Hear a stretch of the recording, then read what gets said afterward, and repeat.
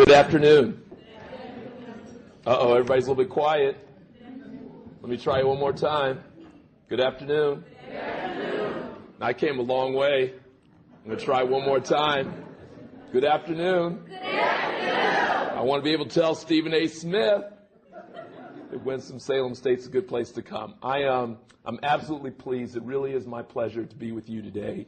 As Tanya told you, I work at CNN. I have for the last year and a half. Love journalism. Have loved it for a long time.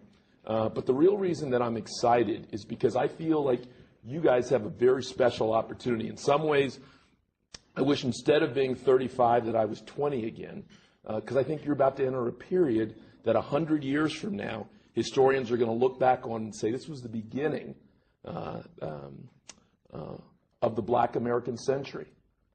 I think that when we look back 100 years from now, people will probably talk about 2 or 3 key themes in this century. I think China and China's emergence will be one of them. I think the changes in genetic research will probably be a second. But I suspect, if I were betting my mother's Social Security money today, I bet the third thing they'll talk about is how a group of people in this world, a group of people commonly referred to as Black Americans or African Americans, went from somewhere to the top. What do I mean when I say that? I mean that I believe in 2020, 15 years from now, the United States Senate will have at least 20 African Americans. I believe that when you look on the Fortune 500 list of the 500 largest companies, I think that 100 of them will have African American CEOs. I'm talking about Xerox, I'm talking about IBM, I'm talking about JP Morgan, I'm talking about others. I think that when you tune into whatever the network of that day is, whether it is CNN or something that we don't even know about yet, whether it's ABC, CBS, or others, I think you're going to see a number of smiling faces looking back at you there. I think this is going to be a spectacular time filled with opportunity. And for those who say, oh, Carlos, I'm not sure. That sounds optimistic. I have a dream too. I wish that was going to be the case. I would say if anyone had told us, certainly told me, that 10 years ago that the CEO of a company called Time Warner, a company that runs HBO, Time Magazine, CNN, and a whole series of other things, the CEO of that company would be an African American named Dick Parsons. How many of you know who Dick Parsons is? Oh, I'm hoping that by the end of this week, some of you will look him up on the internet. I'm hoping that more of you will know who he is. Dick Parsons, an African American who grew up in New York, whose dad was a groundskeeper, among other things, for the wealthy Rockefeller family, who ultimately went off to college in Hawaii and then came back to New York to go to law school and worked in law, worked in government, worked in banking, is now the CEO of one of the largest companies in the world. How many of you either have yourself or know someone who has an American Express card?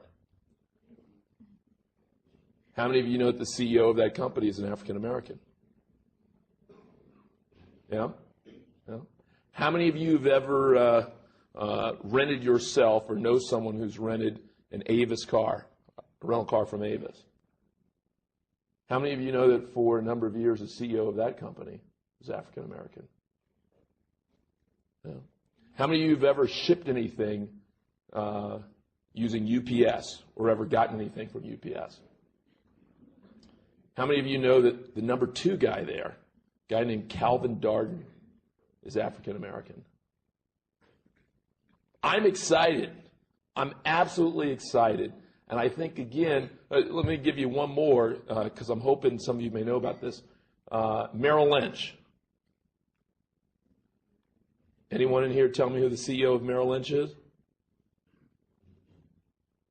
A guy named Stan O'Neill. Black, from Alabama. First in his family going to college. There's a lot of good news out there. Incredible good news. Some of it we know about. Some of it we're just starting to figure out. I spent a little bit of time just now giving you some examples from the business world, but the truth of the matter is there's some of this good news all around. Now, does that mean things are perfect? No. Does that mean that things are going to get perfect overnight? No. But I think there are big opportunities there for all of us. And it's part of the reason why I'm excited about being here, and part of the reason why I said before that in some ways, I wish I was your age now so that I had time to be there when the wave was really taking off. When instead of me mentioning 4 or 5 well-known names, that I could mention 40 or 50. I think it's the equivalent. And anyone else here a sports fan? Any basketball fans? Baseball fans? I would use the analogies. It's probably, if you were like me and a serious basketball fan, it's kind of like the NBA in the early 60s. There were some African Americans. If anyone had told you that 80% of the league, the star players, blah, blah, you wouldn't have believed it. It wouldn't have seemed credible, right? It wasn't a Civil Rights Act. There wasn't a Voting Rights Act. A lot of these things hadn't happened. Most people would have seemed like pie in the sky. I believe strongly that this is going to be a spectacular century for African Americans and for others. But I think it will, one of the distinctive 2 or 3 stories I think will come out of this century will be the opportunities that you help create, not just for yourselves, but for others. I want to talk, therefore, a little bit about seizing those opportunities and seizing them in journalism and maybe seizing them in other areas as well. It's my belief that whatever you want to do, whether you want to be a teacher, whether you want to be a journalist, whether you're thinking about nursing, whether you're thinking about becoming an engineer, whether you change your mind once you get out. I met a nice young lady earlier here today who now works for the Navy, and having worked in television for a little while, so I recognize that people may change what they do.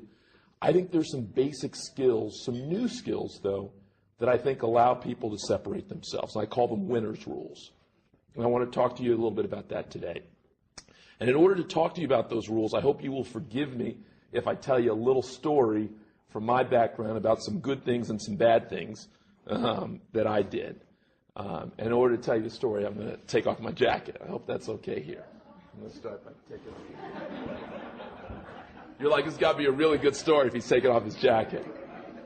Because I really do get excited about it. And I am always envious when I hear people say that they're just getting started. I'm always excited to talk to college students who are just getting started. Because, again, there's a large part of me that wishes my timing was just a little bit off, that I wish I was just a little bit earlier here.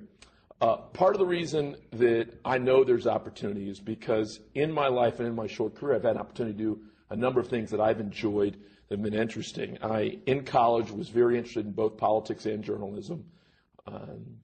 After college, ended up working in politics. I was campaign manager and chief of staff to a very interesting legislator. I went back to law school, ended up getting into business. And then about 1.5 years into joining a big company and earning more in 1 year than my parents had ever earned together in their best year. And most of my life growing up, my parents had 2 or 3 jobs usually, so that was saying a lot.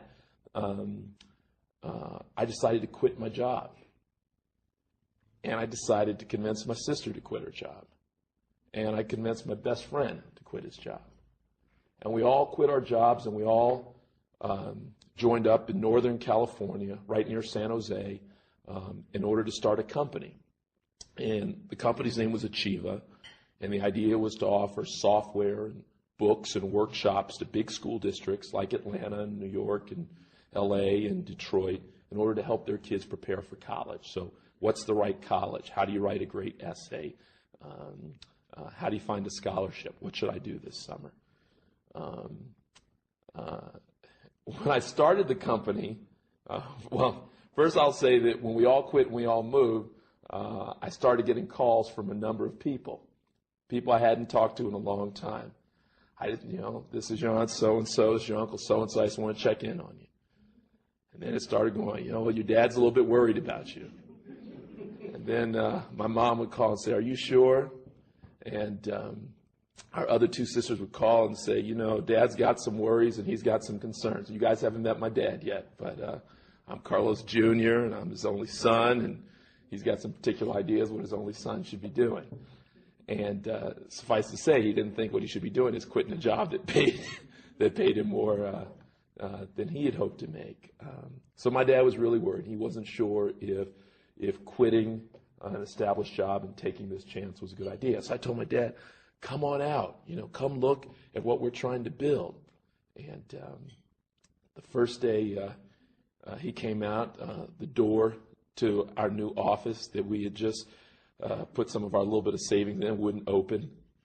One of the windows, of course, was broken, and we had some problems with the phone. And that was a long day and a whole lot of conversations. But we got up and going, and we named the company.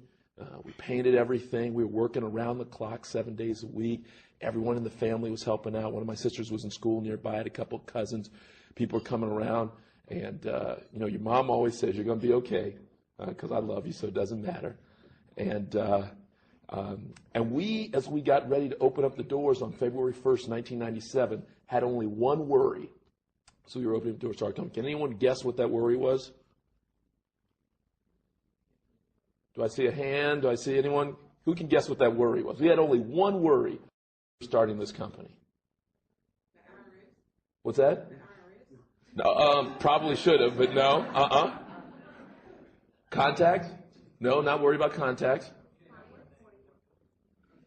Not say that? See? What's your name? I like Nathaniel Woods. The only thing we were worried about is that we were going to get, we were so confident. We knew we were going to have so much business that we were worried that we didn't have enough phone lines.